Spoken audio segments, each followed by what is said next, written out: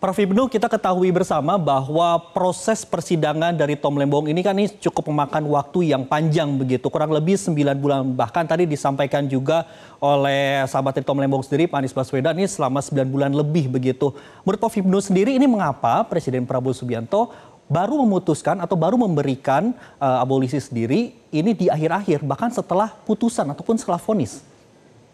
Ya, karena itu tadi, karena kita lihat Presiden ini kan abolisi, amnesti itu adalah hak presiden. Stelsel-nya adalah stelsel aktif. Aktif, Mas. Lain dengan gerasi.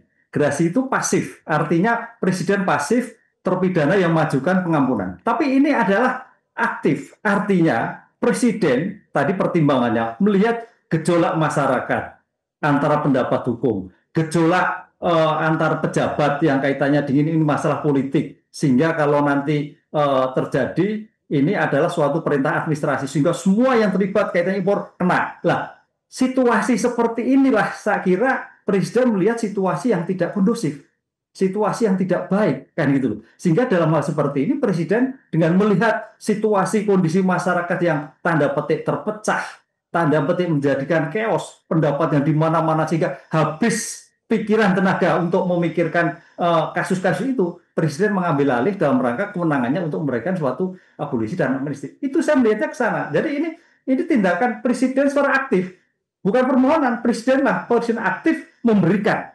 Jadi Pak Tom dan Pak Hasto tidak minta, tapi memberikan dengan gejala fenomena yang ada di masyarakat yang semakin panas, semakin panas, semakin panas. Itulah presiden memberikan suatu penghapusan, baik itu pemidanaan, suatu proses hukum yang sekarang kita lihat seperti ini. Baik, menarik sekali Prof. Ibnu. Prof. Ibnu, kemudian setelah pemberian ini, apa kelanjutannya? Apakah ini harus menunggu Kepres dulu, baru bisa dilaksanakan pembebasan Tom Lembong dan Hasto Kristianto, atau memang bisa langsung dibebaskan, Prof?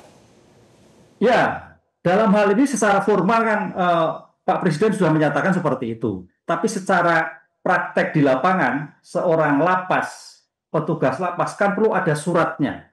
Saya kira ini tinggal menunggu suratnya saja, surat kepastian. Kan jangan sampai juga salah. Kenapa mau lepaskan?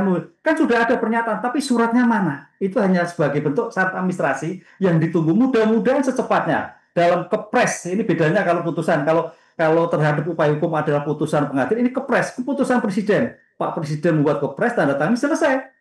Nah, inilah sebagai dasar untuk segera membebaskan Pak Tom dan Pak Hasto di dalam suatu lembaga pemasyarakatan. Tinggal mungkin detik per detik, mudah-mudahan sekmek hitungan dalam membuat Kepres ini tidak terlalu lama.